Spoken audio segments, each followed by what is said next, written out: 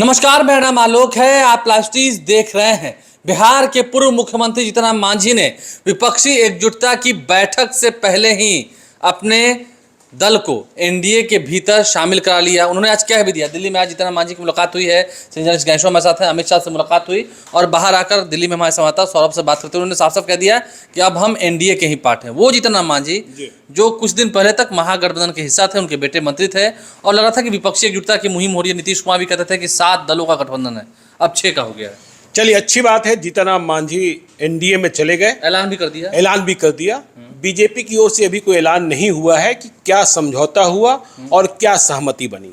चलिए, अब जीतन राम मांझी जय श्री राम भी बोलेंगे और बजरंग बली की जय भी बोलेंगे। लेकिन वो तो कहते थे कि राम काल्पनिक है। ठीक है, लेकिन अब तो बीजेपी में गए हैं ना, बीजेपी के साथ गए हैं ना, तो वहां तो जय श्री राम बोलना पड़ता है।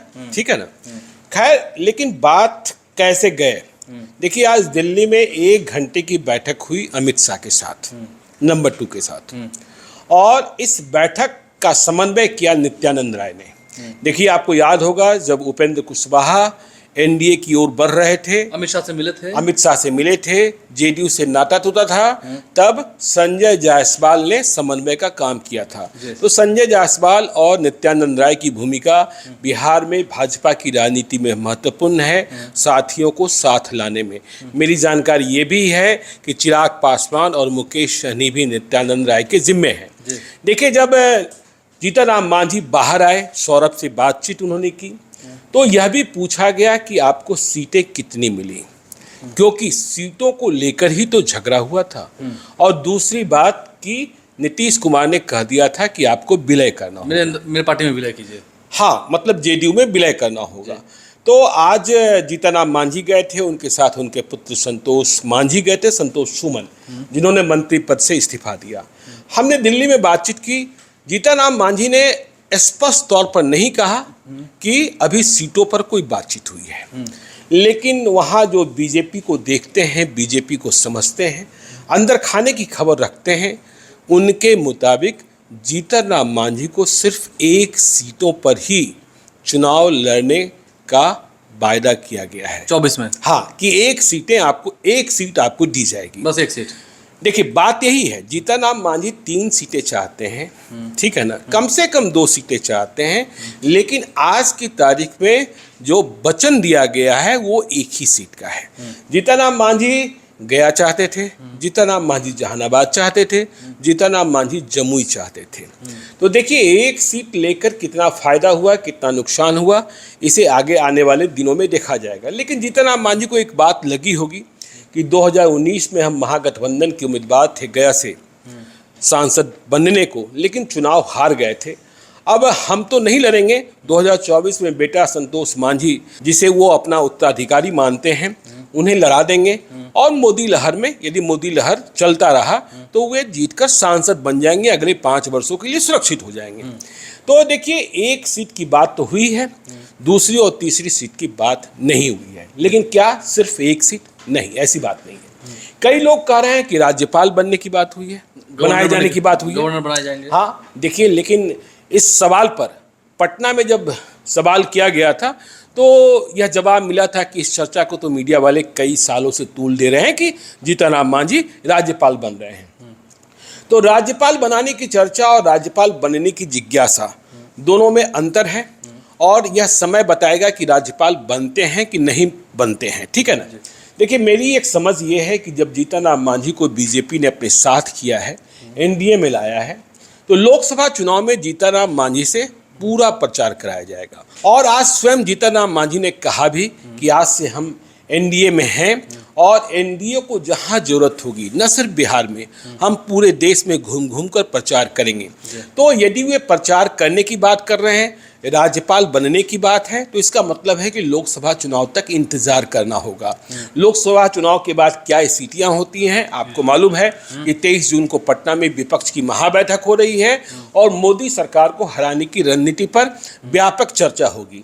लेकिन कांग्रेस की जमींदारी और कांग्रेस के साथ जो गांठे हैं अखिलेश जो यादव की, विवाद है सीधा कहिए। हाँ गांठे हैं अखिलेश यादव की, ममता बनर्जी की, अरविंद केजरीवाल की, उसे भी देखना होगा। आपने देखा ही कि आज सुबह सुबह अरविंद केजरीवाल ने एक शर्त भी रख दी है कि विपक्ष की बैठक में सबसे पहले इस पर ही चर्चा हो। लेकिन दूसरी बात दिल्ली से यह भी आ रही है कि राज्यपाल बनने और बनाए जाने की बात नहीं है। जीतन राम मांझी चाहते हैं वे दिल्ली पहुंच जाए, तो दिल्ली कैसे पहुंचेंगे?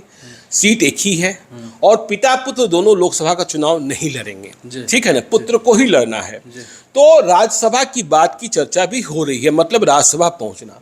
देखिए, जीतन राम मांझी के करीबियों का कहना है कि जीतन राम मांझी का स्वास्थ्य इधर के दिनों में ठीक नहीं रहता है और उन्हें बार बार इलाज के लिए, डॉक्टरों से परामर्श के लिए दिल्ली जाना होता है। इसलिए वे चाहते हैं कि दिल्ली में ठिकाना मिल जाए, दिल्ली में एक आशियाना हो जाए। तो राज्यसभा, तो देखिए राज्यसभा की वैकेंसी अगले साल होगी, लोकसभा चुनाव के वक्त ही होगी और देखना होगा कि बीजेपी किन्हें किन्हें वहाँ भेजती है, क्योंकि सुशील मोदी का भी कार्यकाल खत्म हो रहा है और ठीक है उनके पास सीटें करीब 3 होंगी और वे किन्हें किन्हें भेजते हैं। 2018 की तुलना में उन्हें एक सीट अधिक मिलने जा रही है, तो ये देखने की बात होगी। लेकिन जीतन राम मांझी का प्रभाव कितना होगा ये देखना, ये देखने की बात होगी। और रत्नेश सदा को यहाँ नीतीश कुमार ने भी तुरंत मंत्री और बना दिया। रत्नेश सदा बहुत फायरिंग मोड में है, ठीक है ना, आंसू बहाकर लोगों की सहानुभूति बतौर रहे हैं और अपने घर को सभी के लिए खोल दिया है। नीतीश कुमार को पिता तुल्य बता रहे हैं, नीतीश कुमार को पिता तुल्य बता रहे हैं और रत्नेश सदा को भी पता है यदि जीतन राम मांझी ने अपने को अलग नहीं किया होता या यूं कहें कि महागठबंधन से आउट नहीं होते तो उन्हें यह बड़ा मौका नहीं मिलता। तो जीतन राम मांझी की बात तो अमित शाह से हो गई है, बीजेपी की ओर से कोई आधिकारिक घोषणा नहीं हुई है। लेकिन हाँ, जीतन राम मांझी गंभीर राजनीतिज्ञ हैं। मुझे तो वो दिन भी याद है जब वे बिहार के मुख्यमंत्री बने थे और फिर दिल्ली पहुंचे थे पहली बार, तो वहाँ मीडिया के लोग लाइन लगाए हुए थे उनसे इंटरव्यू के लिए और जीतन राम मांझी पूरे तेवर में थे। दीपक चौरसिया उस जमाने में सबसे बड़े पत्रकार के रूप में शुमार किए जाते थे। दीपक चौरसिया ने इंटरव्यू किया था, पहला इंटरव्यू दिल्ली में जीतन राम मांझी ने दीपक चौरसिया को ही दिया था। और जब दीपक चौरसिया इंटरव्यू करके निकले थे तो उन्होंने अपने सहयोगियों से कहा था रात की बैठक में, यह तो राजनारायण है भाई, ठीक है ना, राजनारायण जैसा चाल चरित्र है, कौन सा करिश्मा कर देगा। आप देखते ही हैं कि जीतन राम मांझी सुबह कुछ बोलते हैं, शाम को कुछ बोलते हैं, कब किसकी कसम खा लेते हैं, कब किसकी कसम तोड़ देते हैं, यह देखने और समझने की बात होती है। तो जीतन राम मांझी आज से बीजेपी के हैं, एनडीए के हैं, नीतीश कुमार के धुर विरोधी हैं। जी बिल्कुल धुर विरोधी हो गए हैं और आज की तारीख में अब पशुपति पारस के साथ आधिकारिक तौर पर जीतन राम मांझी भी एनडीए के हो गए हैं। उपेंद्र कुशवाहा ने बातचीत कर ली है, लेकिन अभी बीजेपी की ओर से या यूं कहें कि उपेंद्र कुशवाहा की ओर से भी यह नहीं कहा गया है कि हाँ सीटों का समझौता हो गया, सीटों पर बातचीत फाइनल हो गई। अब देखना आगे ये होगा कि जीतन राम मांझी के बाद चिराग पासवान के साथ कैसा समझौता होता है, मुकेश सहनी के साथ तालमेल कैसे बीजेपी बैठा पाती है।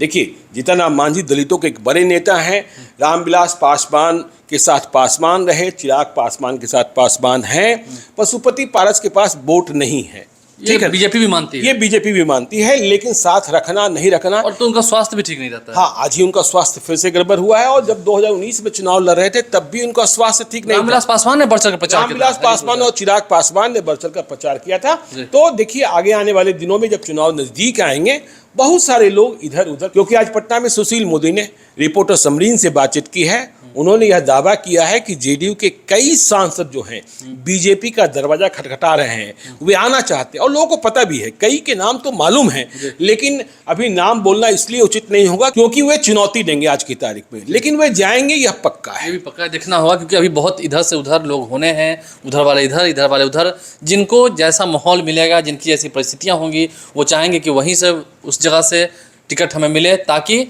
दिल्ली चले जाएं। दिल्ली जाना सब कोई चाहते हैं और अब इस दिल्ली जाने की रेस में जीतन राम मांझी भी हैं, उनके बेटे क्या राज्यसभा तक पहुंचेंगे, जीतन राम मांझी क्या गवर्नर बनेंगे, बहुत सारे सवाल है। लेकिन फिलहाल उनके बेटे लोकसभा का चुनाव लड़ेंगे, जीतन राम मांझी राज्यपाल बनेंगे या राज्यसभा के रास्ते दिल्ली पहुंचेंगे, यह देखने की बात। दिल्ली लेकिन जाने का मन है, दिल्ली जाने का मन है, लेकिन फिलहाल समझौता एक सीट पर ही हुआ है अभी तक की जो खबर है।